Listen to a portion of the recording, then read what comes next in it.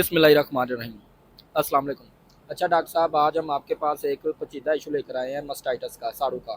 ये हर घर की प्रॉब्लम है, हर फार्म का इशू है ये फार्म कि साड़ू हमारे फार्म पे क्यों आता है। आप ये बताएं कि हम फार्म पे आ ही ना सके साड़ू, तो प्लीज़ आप ये हमें बताएं। बिस्मिल्लाहिर्रहमानिर्रहीम।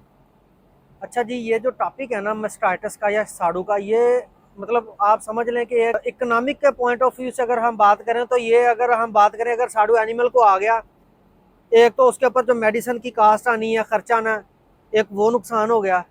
ठीक है। और महंगी से महंगी मेडिसिन होती है जिसके ज़रिए हम इसका इलाज करते हैं। मिल्क प्रोडक्शन की, क्योंकि उसका दूध भी कम हो जाता है एनिमल का। अगर हम प्रॉपर ट्रीटमेंट ना करवाएं, या अगर हम सिर्फ उसका देसी नुस्खे से इलाज करवा लें, या अगर हम लेट उसका ट्रीटमेंट करवाएं, क्योंकि मास्टाइटिस कई किस्म की होती है।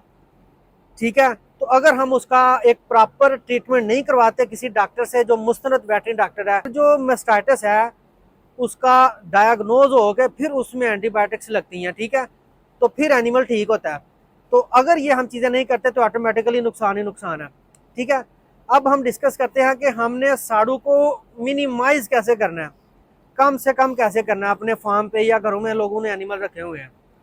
सबसे पहले हम बात करते हैं कि जब हम एनिमल की मिल्किंग करते हैं, सपोज अगर हम हैंड मिल्किंग कर रहे हैं, हाथ से चुवाई कर रहे हैं, तो हमारे अपने हैंड जो हैं वो अच्छी तरह साफ होने चाहिए। ऐसे ही हम एनिमल की चुवाई स्टार्ट कर देते हैं, या जो वर्कर्स होते हैं, जो थन है, उनको हमने अच्छी तरह साफ पानी से धो लेना। अगर आपके पास फैसिलिटी है प्री डिप की, तो आप प्री डिप लगा के अच्छी तरह उनको थनों को साफ कर लें टिश्यू से। ठीक हो गया।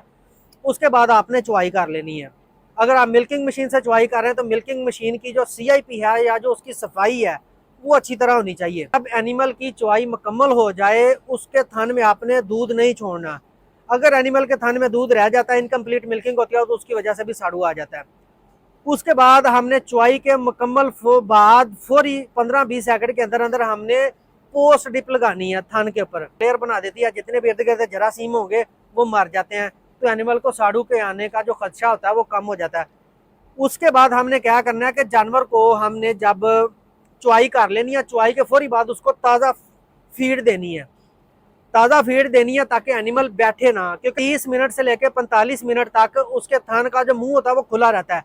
अगर जानवर फौरी आके बैठ जाता है, या वो जिधर मतलब जिधर उसका किला है, वो जिधर बांधा हुआ है, वो नीचे गंदगी है, साफ सुथरा उधर माहौल नहीं है, खुश्क माहौल नहीं है, रेत नहीं है, तो उसकी वजह से जानवर के थन में गंदगी चली जाती है, साड़ू आ जाता है। ताकि ये आप देखें, एनिमल मिल्किंग हुई है, फौरी आके फीड पे लग गया है, ताज़ा उसको फीड डालेंगे, एनिमल नीचे नहीं बैठेगा, ऑटोमेटिकली साड़ू से बच जाएंगे।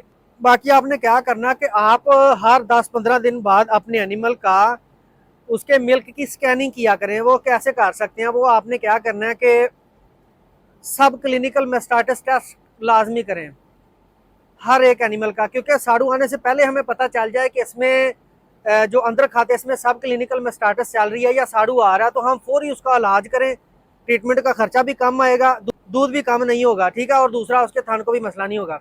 के पास कैलिफोर्निया मास्टाइटिस टेस्ट की फैसिलिटी नहीं है या महंगा है, तो आप सिंपल सर्फ एक्सेल से वो बना के तो उससे अपने एनिमल का दूध का टेस्ट कर सकते हैं कि उसमें साड़ू है या नहीं है।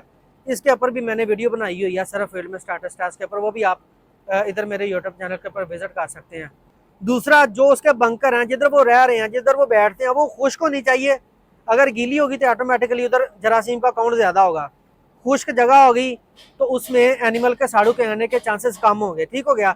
और आपने उनको जो खुराक देनी है वो आपने अच्छी देनी है, बैलेंस डाइट देनी है। दूसरा, अगर हम बात करें, अगर आप गंदा साइलेज दे रहे हैं, उसमें फंगस है, या रोटियां उसमें फंगस है, रोटियों में तो बहुत ज़्यादा फंगस होती है, या अगर हम बात करें खाल की, तो अगर पुरानी खाल है, पुरानी खाल में भी काफ़ी फंगस आ जाती है, तो फंगस की वजह से भी एनिमल को साड़ू लग जाता है। तो अच्छी डाइट देनी है, माहौल अच्छा देना है, चुवाई हमने इस तरह करनी है कि एनिमल को जो जरासीम है वो कम से कम लगे। तो इस तरह हम एनिमल की साड़ू आता है उसकी हम रोकथाम कर सकते हैं। तो बाकी अगर आपको वीडियो अच्छी लगी है तो आपने ज़्यादा से ज़्यादा इसको शेयर करना है, और हमारे यूट्यूब चैनल को आपने सब्सक्राइब करना। शुक्रिया।